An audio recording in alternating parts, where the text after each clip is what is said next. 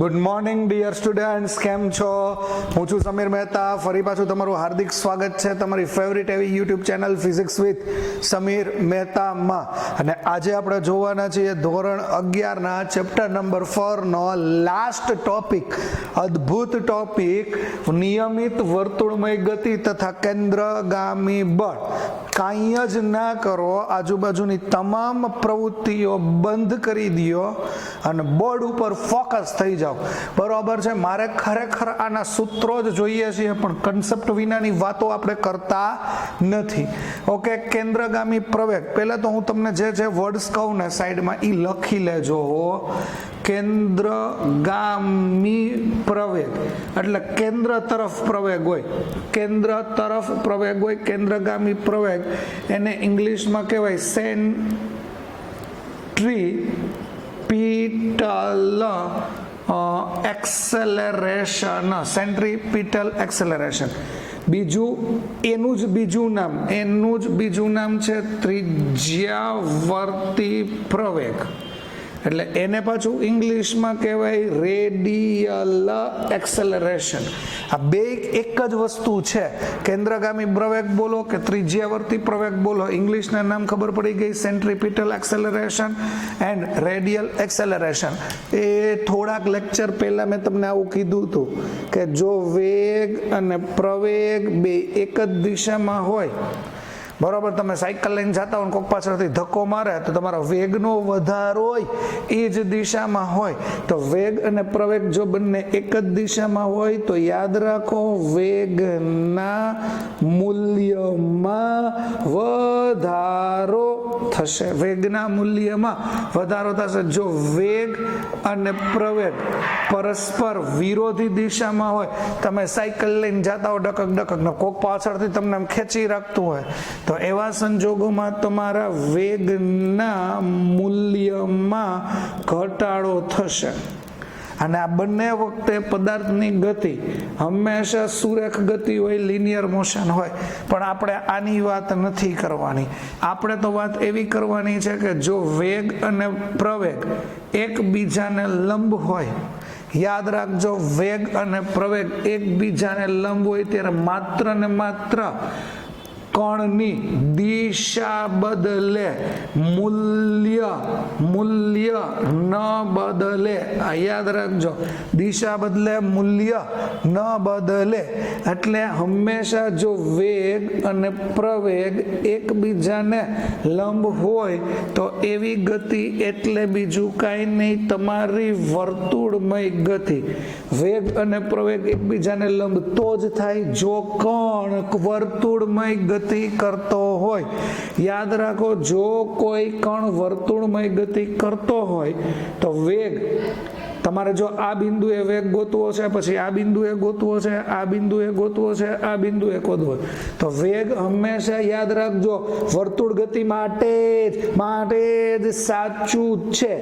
વેગ હંમેશા જે તે બિંદુએ દોરેલા સ્પર્શકની દિશામાં હોય, વેગ હંમેશા જે તે બિંદુએ દોરેલા સ્પર્શકની દિશામાં હોય, વેગ હંમેશા જે તે બિંદુએ દોરેલા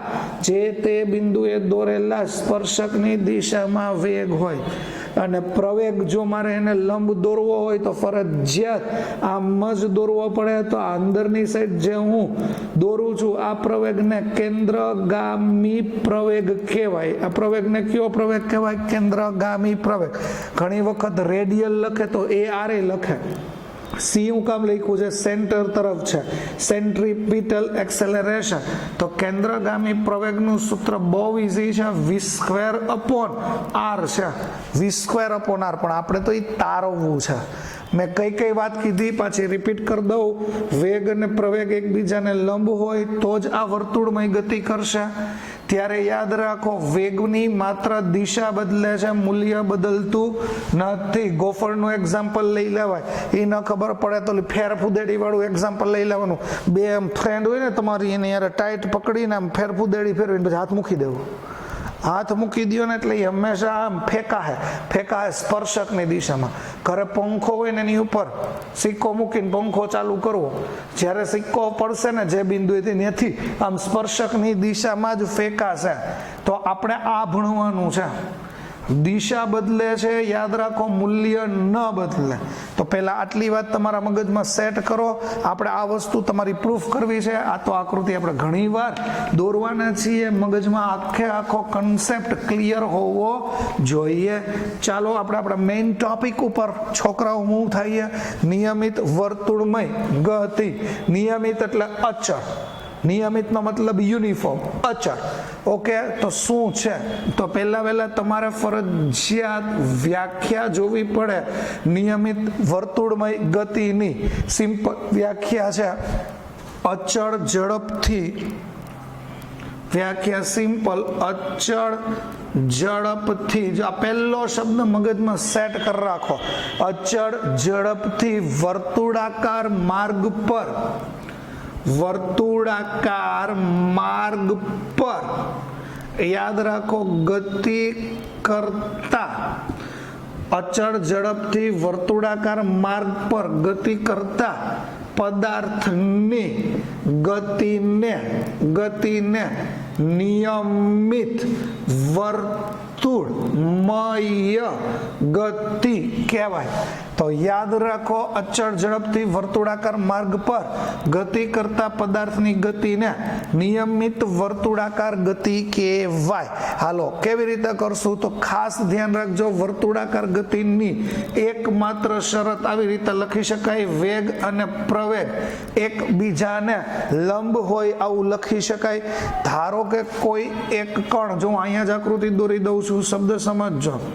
કોઈ એક પદાર્થ, કોઈ એક કણ વર્તુળ ગતિ કરે છે. આ વર્તુળ જ છે, વર્તુળ ગતિ કરે છે.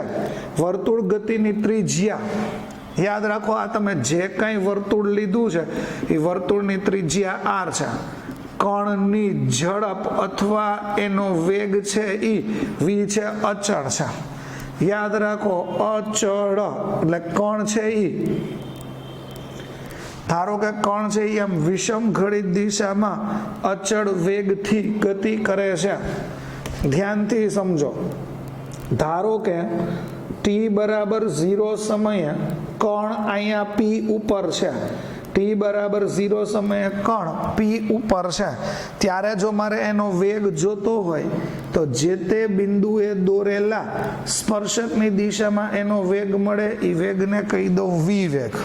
ઓકે, પછી થોડાક સમય પછી ઈ કણ અથવા ઈ કીડી અથવા ઈ પદાર્થ ગતિ કરતો અહીંયા પહોંચ્યો ક્યુ બિંદુ પાસે પહોંચ્યો. તો ક્યુ બિંદુએ વેગ મારે ગોતવું હોય તો જે તે બિંદુએ દોરેલા સ્પર્શકની દિશામાં છે તો એના વેગને કહી દો v ડેશ. અને પહોંચવા માટે ત્યારે લાગતો સમય t બરાબર t. લાવો, બીજું કાંઈ એનું કોઈ મિનિંગ નથી. t બરાબર 0 એટલે શરૂઆતનો સમય. થોડાક સમય પછી ક્યુ બિંદુએ પહોંચ્યો ત્યારે એનો વેગ જે તે બિંદુએ દોરેલા સ્પર્શકની દિશામાં હોય. જુઓ તો આ o થી p ને જોડતો માર્ગ હોય એ તો તમારી ત્રિજ્યા થશે. o થી q ને જોડતો માર્ગ એ તમારી ત્રિજ્યા થશે જો એને લંબ જ હોય. ઓકે, હાલો, આટલી વસ્તુ ખબર પડી. ધારો કે મારામાં સ્થાનાંતર ગોતવું હોય અને r કહી દઉં અને r ડેશ કહી દઉં, બે સરખું જ હોય. સ્થાનાંતર ગોતવું હોય તો અંતિમ બિંદુ અને પ્રારંભિક બિંદુ વચ્ચેનું લઘુત્તમ અંતર, અંતિમ બિંદુ અને પ્રારંભિક બિંદુ વચ્ચેનું q અને p વચ્ચેનું લઘુત્તમ minimum distance between final point and initial point, that called displacements. તો r ડેશ અને r છે, બરોબર છે, તો એના તફાવતને ડેલ્ટા r કહી દો, 0 નહીં કહેતા, બરોબર. આ અને આ ડેલ્ટા r આવું મેં કંઈક બનાવ્યું. ઓકે, હવે હું શું સમજાવું છું એ ધ્યાનથી સમજજો. હવે અહીંયા જ આ સદિશોની એક રમત આપણે રમીએ છીએ. અહીંયા જુઓ તો જરા, એ અહીંયા જુઓ, આ સેન્ટરને તમે o કીધું તો અહીંયા હું પાછું મારું એક સેન્ટર દોરું છું o. આ વેગ જે બિંદુએ વેગ p બિંદુએ છે, જે દિશામાં છે એ દિશામાં તમે એનો સમાંતર સદિશ દોરો છો v. જે દિશામાં વેગ જાય છે એટલી જ મૂલ્યનો એ જ દિશાનો, એટલા જ મૂલ્યનો એ જ દિશાનો સમાંતર સદિશ v દોર્યો.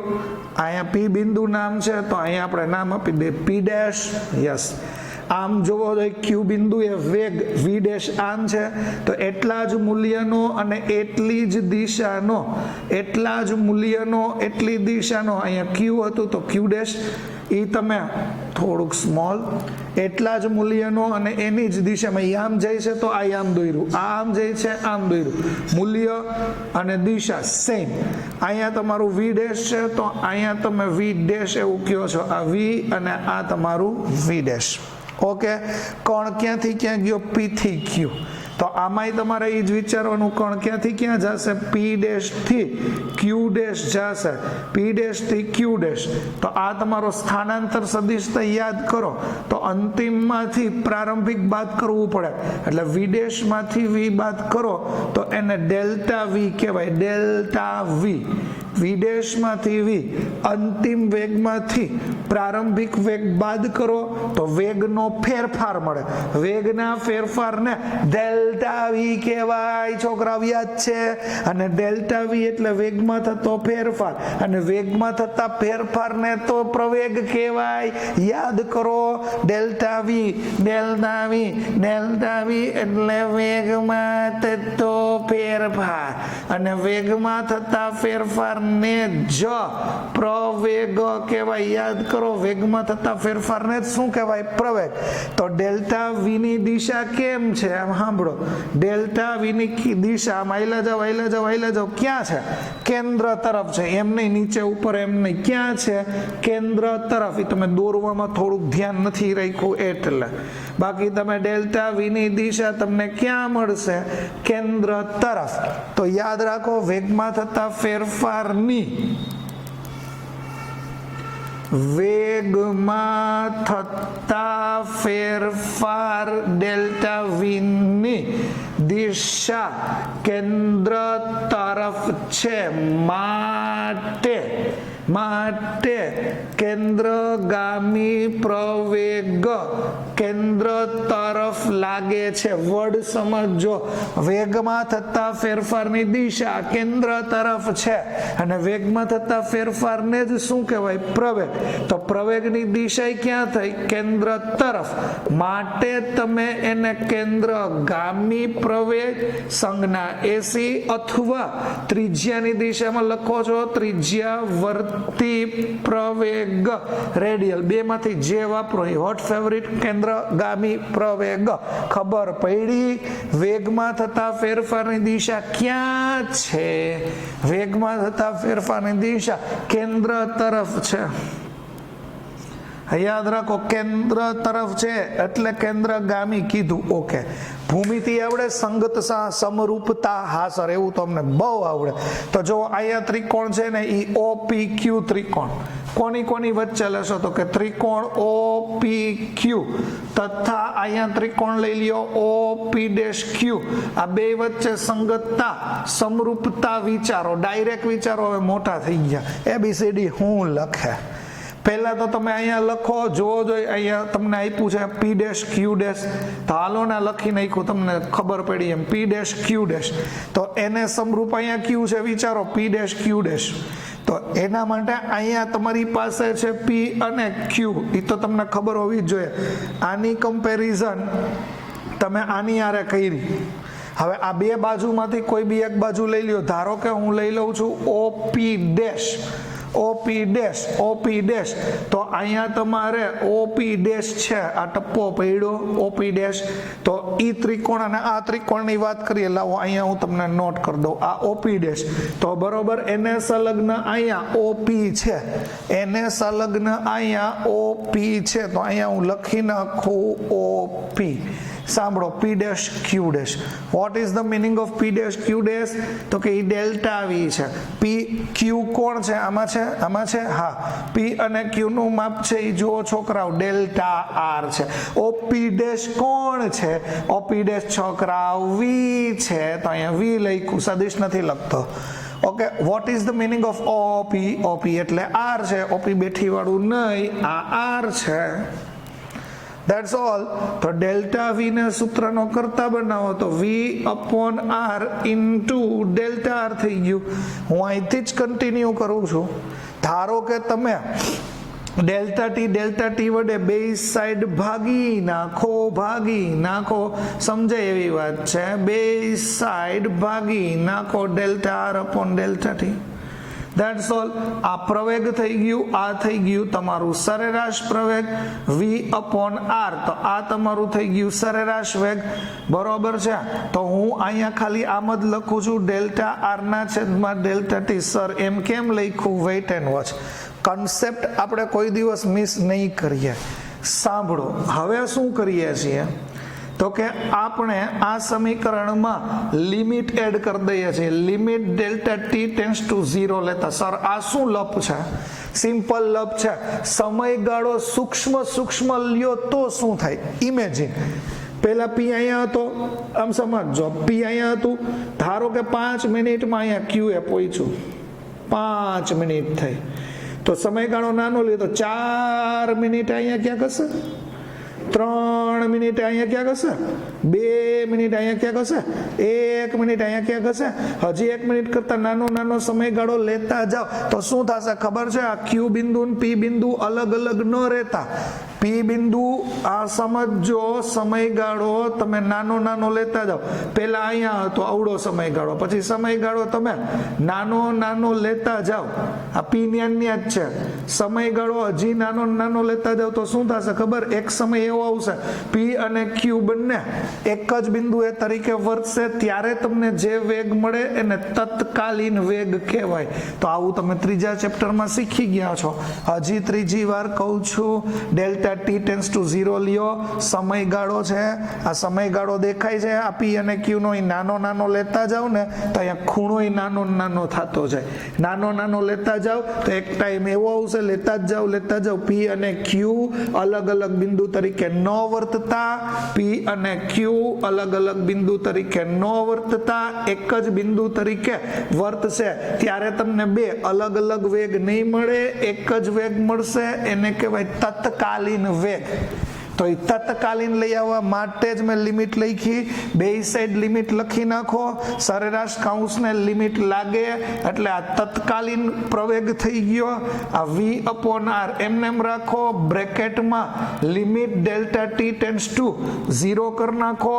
દેખાય છે છોકરાઓ કે હજી નથી દેખાતું? અહીંયા આવી જાય. Limit delta t tends to 0. તો અહીંયા જો હજી લખી દઉં છું, limit delta t tends to 0. તો આ તત્કાલીન સરેરાશમાંથી તત્કાલીન થઈ ગયું.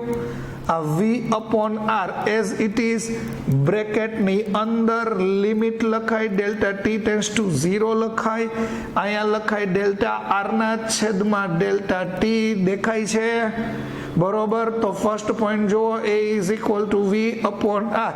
લિમિટ લાગી જાય એટલે અહીંયા dr ના છેદમાં dt થઈ જાય. dr ના છેદમાં dt ને તો તમે વેગ જ કહો છો, તત્કાલીન વેગ. તો તત્કાલીન વેગનું સૂત્ર, સોરી, આ બેનો વર્ગ થઈ ગયો r. તો તમને જે આ પ્રવેગનું સૂત્ર મળ્યું, ઈ પ્રવેગનું સૂત્ર થઈ ગયું કેન્દ્રગામી પ્રવેગનું સૂત્ર. આવડી મોટી લપ યાદ રહી તો ઠીક છે. મેં તો આ આકૃતિ સમજાવવા માટે આ કન્સેપ્ટ કીધો, બાકી મારે તો છેલ્લે એક જ કન્સેપ્ટ જોઈએ છીએ, કેન્દ્રગામી પ્રવેગનું સૂત્ર AC બરાબર v² અપોન r. ફટાફટ આનો સ્ક્રીનશોટ લઈ લ્યો. તમને આમાં કઈ ડાઉટ હોય તો તમે મને કોમેન્ટ કરી શકો છો, મને પૂછી શકો છો. રેડી? પહેલા આટલું ઓકે. હવે તમને આટલી બધી લપ પૂરી થઈ ને તો હું તમને થોડાક યાદ રાખવાના મુદ્દા કહી દો. યાદ, આટલી વસ્તુ આવડશે તો MCQ માં ક્યાંય તકલીફ નહીં થાય. Theory without. તો please remember this point. Remember this point. Okay. First point શું છે તો કે વેગ અને પ્રવેગ એકબીજાને લંબ હોય તો જ નિયમિત વર્તુળમય ગતિ થશે. બીજો પોઈન્ટ, નિયમિત વર્તુળમય ગતિ હોય તો વેગ ક્યાં હોય તો કે જે તે બિંદુ એ દોરેલા સ્પર્શકની દિશામાં. ઓકે. પ્રવેગની દિશા ક્યાં હોય? પ્રવેગની દિશા તો યાદ રાખો કેન્દ્ર તરફ હોય. એટલે તો એને કેન્દ્રગામી પ્રવેગ એવું કીધું હોય. તો કેન્દ્રગામી પ્રવેગ અથવા ત્રિજ્યાવર્તી પ્રવેગ નું સૂત્ર એસી લખો કે એઆર લખો, સૂત્ર એક જ છે, v²/r. અને ખાસ ધ્યાન રાખજો, પાંચમો મુદ્દો કે વર્તુળમય ગતિ કરો છો એમાં કર્ણની સ્પીડ બદલાતી નથી. કર્ણની સ્પીડ એટલે એમ બોલાય મૂલ્ય બદલાતું નથી, એટલે મૂલ્ય અચળ રહે છે, પણ દિશા પ્રત્યેક સેકન્ડે બદલાય. જો અહીંયા હોય તો આમ આવે દિશા, વેગની દિશા આમ આવે, અહીંયા હોય તો આમ આવે, અહીંયા હોય તો આમ આવે, અહીંયા હોય તો આમ આવે. મૂલ્ય બદલાતું નથી પણ વેગની દિશા બદલાય છે. માટે આવી ગતિને યાદ રાખજો, આવી ગતિને અચળ પ્રવેગી ગતિ અથવા અચળ એટલે નિયમિત પ્રવેગી ગતિ એવું કહી શકાય. ઇન શોર્ટ, દિશા બદલાય તોય અચળ પ્રવેગી ગતિ. અથવા એક કામ કરો ને, આપણે અચળ પ્રવેગી ગતિને એવા વર્ડ્સમાં નથી પડવું, કન્ફ્યુઝિંગ થશે. તો સિમ્પલ યાદ રાખો ને, મૂલ્ય બદલાતું નથી, દિશા બદલાય છે. મૂલ્ય બદલાતું નથી એટલે દિશા બદલાય છે. એટલે યાદ રાખો, કેન્દ્રગામી પ્રવેગ દર્શાવતો સદિશ અચળ નથી. કેન્દ્રગામી પ્રવેગ દર્શાવતો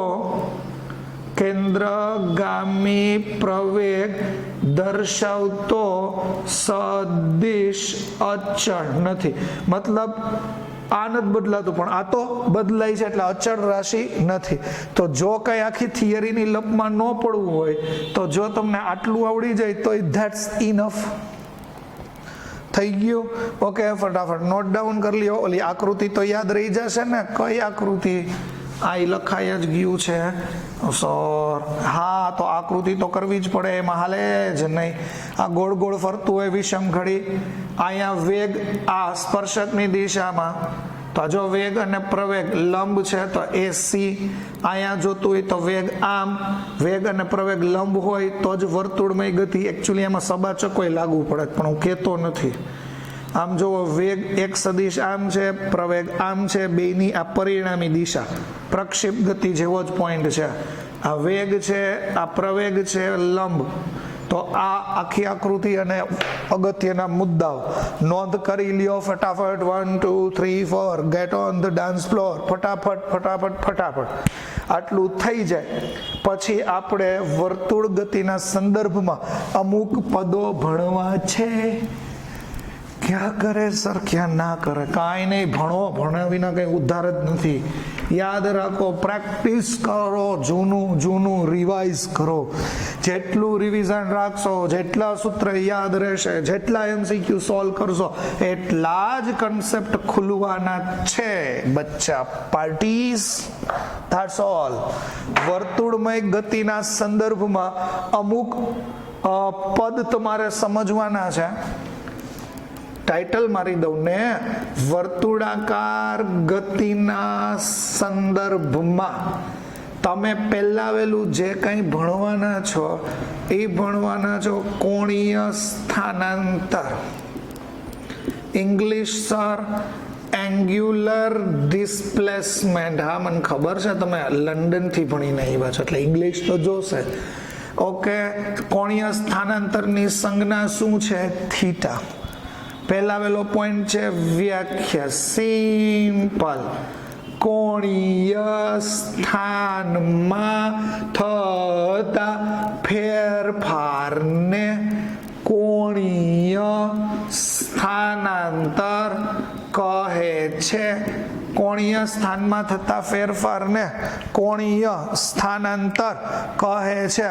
તો શું કરશું? સિમ્પલ, વર્તુળમય ગતિ લઈ લ્યો. આ કેન્દ્ર છે. ધારો કે કોઈ એક કણ અહીંયા હતો. ઓકે, અહીંયા હતો. આફ્ટર સમ ટાઈમ અહીંયા પહોંચી ગયો ક્યુ બિંદુએ. ઓકે, આ તો તમારી ત્રિજ્યા જ હોય. હા, કણે કેટલું અંતર કાપ્યું અથવા કેટલું સ્થાનાંતર કર્યું? P થી Q ચાપ જેટલું. બરોબર, P થી Q ચાપ જેટલું. તો અહીંયા જે તમારો ખૂણો બન્યો આને કહેવાય કોણીય સ્થાનાંતર. થીટા બોલો તો હાલશે, ડેલ્ટા થીટા લખો તો હાલશે. ઘડિયાળના બે કાંટા વચ્ચે બનતો ખૂણો એને ઈ જ કહેવાય, સમતલ કોણ કહેવાય, કોણીય સ્થાનાંતર કહેવાય. ધારો કે P અને Q જેટલું અંતર ડેલ્ટા S જેટલું કાપ્યું. કેટલું અંતર કાપ્યું? આ ડેલ્ટા S. હવે જો તમને ખૂણાની સમતલ કોણની વ્યાખ્યા યાદ હોય તો યાદ કરો. સમતલ કોણ એટલે શું? સકો એટલે સમતલ કોણ બરાબર ચાપના છેદમાં ત્રિજ્યા. અહીંયા સમતલ કોણ તમારું ડેલ્ટા થીટા છે. ચાપ PQ જેટલી ચાપ હતી અને ત્રિજ્યા તમારી R છે. તો C ડેલ્ટા થીટા બરાબર ડેલ્ટા S. ચાપ જેટલું અંતર એટલે ડેલ્ટા S અને R. તો આ કોણીય સ્થાનાંતર છે. એકમ રેડિયન છે. એકમ કેવો છે? રેડિયન. આનું પારિમાણિક સૂત્ર છે નય. કોણીય સ્થાનાંતરનો પોઈન્ટ જોવો જોઈએ, ચાલુ છે કે નહીં ઈ જોવો જોઈએ. આવું આવી ગયું છે પારિમાણિક સૂત્રમાં, યાદ કરો. ઓકે, કોણીય સ્થાનાંતર પછી તમારે ભણવાનું છે કોણીય વેગ. કોણીય વેગ મતલબ એંગ્યુલર વેલોસિટી. Yes, velocity. કેના વડે દર્શાવશો? Sir W. આ W નથી, તંબુરાવ. આ જે છે એને ઓમેગા વંચાય. હું વંચાય? ગગા નહીં, ઓમેગા. તો યાદ રાખો, આ ડબલાની સંજ્ઞા એટલે ઓમેગા છે. કોણીય વેગ સિમ્પલ સૂત્ર લખી નાખું છું, સીધી વાત, નો બકવાસ. કોણીય વેગ, વેગ એટલે શું? વેગની વ્યાખ્યા સર સિમ્પલ છે, ભાઈ તો બધાને આવડે. સ્થાનાંતર છેદમાં લાગતો સમય. પણ કોણીય વેગ છે ને તો અહીંયા લખાય કોણીય સ્થાનાંતરના છેદમાં લાગતો સમય. તો કોણીય વેગ એટલે ઓમેગા છે, કોણીય સ્થાનાંતર એટલે ડેલ્ટા થીટા છે. લાગતા સમયને T લખો તોય વાંધો નથી, આપણે ડેલ્ટા T લખીએ છીએ. કેમ ડેલ્ટા T? તો અહીંયા લખાય T બરાબર 0 સમય, T બરાબર T સમય, આ T1 કહી દો, T2 કહી દો, અંતિમમાંથી પ્રારંભિક ડેલ્ટા T. અરે T2 minus T1, T2 minus T1 એટલે T માઇનસ 0. આને કહેવાય ડેલ્ટા T. એટલે ડેલ્ટા T લખો તોય સાચું અને T લખો તોય સાચું. ઓકે, આ વસ્તુ જોવો. કોણીય વેગ પણ સદિશ રાશિ છે, કોણીય સ્થાનાંતર પણ સદિશ રાશિ છે.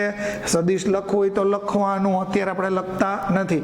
એકમ શું થાય? આનો એકમ થાય રેડિયન, આનો એકમ થાય સેકન્ડ. રેડિયન પર સેકન્ડ. પારિમાણિક સૂત્ર M0 L0 T - 1 ચેપ્ટર 2 માં જોજો. હાલો, પેલા આટલી વસ્તુ ખબર પડી ગઈ છે, ક્લિયર? આ સૂત્ર મગજમાં રાખજો, આપણે હમણાં એની જરૂર છે. તો ત્રીજો પોઈન્ટ તમારે ભણવાનો છે એ છે આવર્તકાળ. એને કહેવાય પીરિયોડિક ટાઈમ. Periodic time. આવર્તકાળની સંજ્ઞા કેપિટલ T છે. બરોબર, યાદ રાખો. એક પરિભ્રમણ પૂર્ણ કરતા, એક પરિભ્રમણ પૂર્ણ કરતા લાગતો સમય. આ શબ્દ ખાસ ધ્યાન રાખજો. અહીંથી ચાલુ કરો. એક પરિભ્રમણ પૂર્ણ કરવા માટે લાગતો સમય એને કહેવાય આવર્તકાળ. સંજ્ઞા T, સેકન્ડ એનો એકમ. ચોથો પોઈન્ટ તમે ભણશો આવૃત્તિ, ફ્રીક્વન્સી. ફ્રીક્વન્સીની બે સંજ્ઞા છે. જૂના જમાનામાં સ્મોલ f વડે દર્શાવતા, આપણે એના જ વડે દર્શાવશું. અને તમારી બધી જ બુકમાં આવું લખ્યું છે, V જેવું કર્યું છે. ઓકે, આવું નહીં સર. હા, આવૃત્તિને સ્મોલ f કહેવાય અને આના વડે દર્શાવાય. આ સંજ્ઞા છે એને ન્યુ વંચાય. યાદ રાખજો, શું વંચાય? ન્યુ. તો આવૃત્તિ એટલે સિમ્પલ પોઈન્ટ. શબ્દ સમજો. એક સેકન્ડમાં થતા પરિભ્રમણોની સંખ્યા. એક સેકન્ડમાં કેટલી વાર ફરી જાય છે? એક સેકન્ડમાં કેટલી વાર? 50 વાર ફરી જાય તો ફ્રીક્વન્સી 50. આ બેમાં ભૂલ ન થાય. એક પરિભ્રમણ પૂર્ણ કરતા લાગતો સમય તો આવર્તકાળ.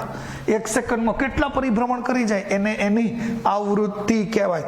મોસ્ટ ઇમ્પોર્ટન્ટ રિલેશન આવૃત્તિ અને આવર્તકાળ એકબીજાના વ્યસ્ત પ્રમાણમાં હોય છે. આવૃત્તિની સંજ્ઞા હું એફ લખું છું, બુકમાં ન્યૂ લખી છે, તમે ન્યૂ પણ લખી શકો. હું એટલે નથી લખતો કે તમને કન્ફ્યુઝન ન થાય વેગમાં. એટલે આવૃત્તિ એટલે એફ, આવર્તકાળ એટલે ટી. તો આને આમે લખી શકાય અથવા ટી બરાબર 1/f આવું પણ લખી શકાય. આવૃત્તિનો એકમ હર્ટ્ઝ છે, બીજો એકમ છે એ સેકન્ડ ઇનવર્સ છે. તો ફટાફટ પહેલા આટલી વસ્તુ ધ્યાનથી નોંધ કરી લ્યો. પારિમાણિક સૂત્ર ને એ બધી વસ્તુ તો તમને આવડશે જ. ઓકે, વર્તુળ પથ પર ગતિ કરતા કણની ઝડપ કેન્દ્રગામી પ્રવેગ. જો કણની ઝડપ હોય ને એને v કહેવાય, કેન્દ્રગામી પ્રવેગને એ c કહેવાય, કોણીય વેગને ઓમેગા કહેવાય. મતલબ તમારે કણની ઝડપ કોણીય વેગના પદમાં સમજાવવાની છે. કેન્દ્રગામી પ્રવેગનું જે કંઈ સૂત્ર આવે એમાંય કોણીય વેગ એટલે ઓમેગા આવવું જોઈએ. તો આપણો પોઈન્ટ શું છે? તો તમે અહીંયા આવી રીતે સાબિત કરી શકો કે જો વર્તુળ પથ પર ગતિ કરતો કણ ડેલ્ટા ટી સમયમાં, જો સ્પેશિયલ વર્ડ લખ્યો છે મેં, ડેલ્ટા ટી સમયમાં એટલે ચોક્કસ સમયગાળામાં ડેલ્ટા એસ જેટલું અંતર કાપતો હોય તો રેખીય વેગ. તો વેગનું સૂત્ર બહુ ઈઝી છે ને, કાપેલું અંતર છેદમાં લાગતો સમય. આને કહી દો ઇક્વેશન 1, આ રેખીય વેગ વાળું. ઓકે, હવે આપણે ગોળ ગોળ ફરે છે એની વાત કરીએ, એને કહેવાય કોણીય વેગ. તો તમે એવું લખી શકો, જો વર્તુળ માર્ગની ત્રિજ્યા r હોય, વર્તુળ માર્ગની ત્રિજ્યા આ શાંતિથી સમજો r હોય, અને ડેલ્ટા ટી સમયમાં તેનું કોણીય સ્થાનાંતર ડેલ્ટા થીટા હોય તો વર્તુળ માર્ગની ત્રિજ્યા r હોય, ડેલ્ટા ટી સમયમાં તેનું કોણીય સ્થાનાંતર ડેલ્ટા થીટા હોય તો સિમ્પલ ખૂણાની વ્યાખ્યા એટલે સમતલ કોણની વ્યાખ્યા શું છે? ડેલ્ટા થીટા ચાપના છેદમાં ત્રિજ્યા. યાદ રાખો, ખૂણાની વ્યાખ્યા શું છે? ચાપના છેદમાં ત્રિજ્યા. હવે જો વર્ડ સમજો, આપણે આવી રીતનું હમણાં આગળ એવું તમે કંઈક સાબિત કર્યું કે આ ચાપ હતી એ બી, આ ડેલ્ટા એસ હતું, આ આર હતું, આ ડેલ્ટા થીટા. તો આના ઉપરથી તમે આવું સૂત્ર લખી શકો, ડેલ્ટા થીટા બરાબર ડેલ્ટા એસ અપોન આર. એમાં હું ડેલ્ટા એસ ને સૂત્રનો કરતા બનાવું તો એ થઈ ગયું delta theta into R. Equation 2. 2 ની કિંમત 1 માં મૂકી દો. 2 ની કિંમત 1 માં મૂકો. આ યાદ રાખો, 2 ની કિંમત છે એ 1 માં મૂકી દો તો v is equal to delta theta into R ના છેદમાં ડેલ્ટા ટી. આ વર્ડ સમજો, અથવા ડેલ્ટા એસ, સોરી, આ v બરાબર તમારી પાસે આ ડેલ્ટા એસ છે, ડેલ્ટા એસ ની કિંમત, અથવા તમે બે કિંમત એકબીજામાં ઇન્વોલ્વ કરી શકો. ડેલ્ટા એસ બરાબર આ તમારી પાસે છે જ, તો બસ પૂરું થઈ ગયું. અહીંયા મૂકી દઈએ. આ v ડેલ્ટા એસ ની કિંમત ડેલ્ટા થીટા ઇન્ટુ આર ના છેદમાં આ ડેલ્ટા ટી છે. હમણાં આગળ તમે જોયું હતું કોણીય વેગની વ્યાખ્યા કે delta theta upon delta R. આને તો કોણીય વેગ કહેવાય. આગલું પોઈન્ટ રિપીટ કરજો, કોણીય વેગનું સૂત્ર આવું છે, delta theta upon delta T. મૂકી દો તો v is equal to omega R અથવા v is equal to R omega લખાય. આ શું છે? તો યાદ રાખો, v છે એ રેખીય વેગ છે, ઓમેગા છે એ કોણીય વેગ છે. ઓમેગા છે એ કયો વેગ છે? કોણીય વેગ. તો રેખીય વેગ અને કોણીય વેગ વચ્ચે સંબંધ દર્શાવતું સમીકરણ.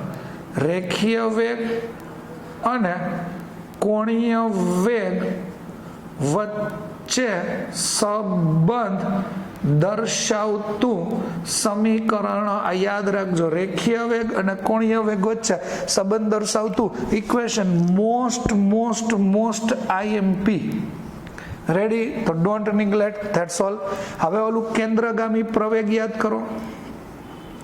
કેન્દ્રગામી પ્રવેગનું સૂત્ર હતું AC બરાબર v² r. આ v નો વર્ગ કરી નાખો એટલે r² omega square r cut થઈ ગયું. તો કેન્દ્રગામી પ્રવેગનું સૂત્ર આવ્યું r ઓમેગા સ્ક્વેર.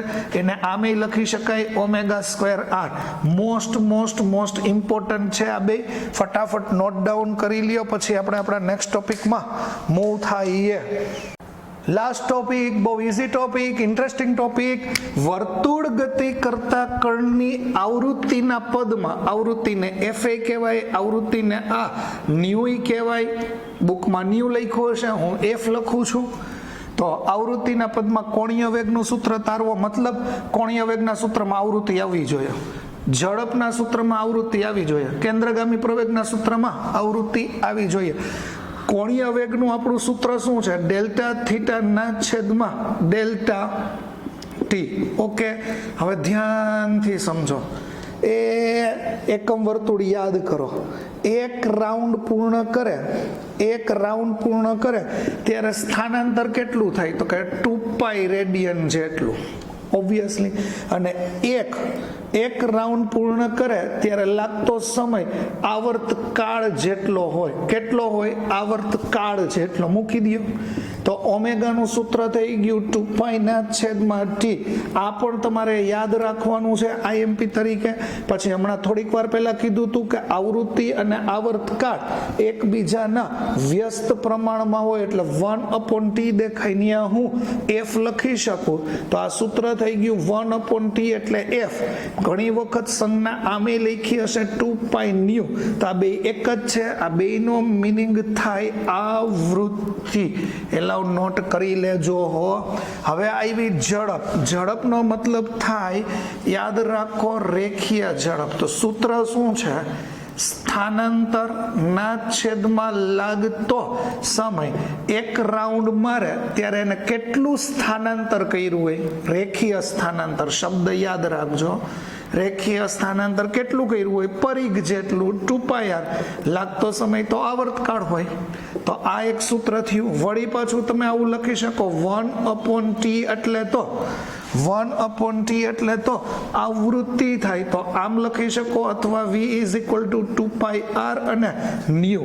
આ હું ન્યુ નથી લખતો ને એનું રીઝન આ છે, આ બે મને એક જેવું લાગે એટલે હું આવૃત્તિ લખું છું.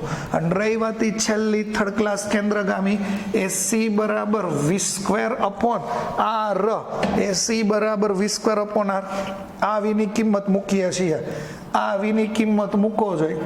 v નો વર્ગ છે એટલે 2 નો વર્ગ 4. અહીંયા આવ્યું π² r² છેદમાં t². અને આ r હતું ઈ ઉડી ગયું.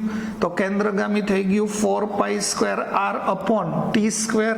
આવૃત્તિના પદમાં લખવું હોય તો આમ લખાય AC = 4π² r અને આવૃત્તિનો વર્ગ, અથવા AC = 4π² r અને ન્યુ સ્ક્વેર. તો ફટાફટ આટલી વસ્તુ મિત્રો તૈયાર કરો. મોસ્ટ ઇમ્પોર્ટન્ટ ટોપિક છે.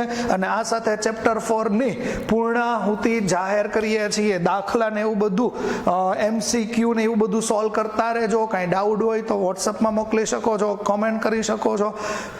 ભણતા રહ્યો અને all the very best. Thank you very much.